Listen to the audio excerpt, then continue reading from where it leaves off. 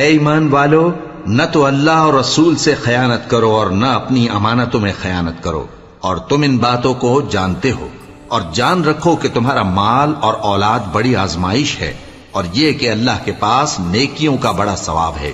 مومنو، اگر تم اللہ سے ڈرو گے تو وہ تمہارے لیے حق و باطل کا فرق ظاہر کر دے گا اور تمہارے گناہ مٹا دے گا اور تمہیں بخش دے گا، اور اللہ بڑے فضل والا ہے۔ اور اس وقت کو یاد کرو جب کافر لوگ تمہارے بارے میں چال چل رہے تھے کہ تم کو قید کر دیں یا جان سے مار دیں یا وطن سے نکال دیں، تو ادھر تو وہ چال چل رہے تھے اور ادھر اللہ تدبیر کر رہا تھا، اور اللہ بہترین تدبیر کرنے والا ہے۔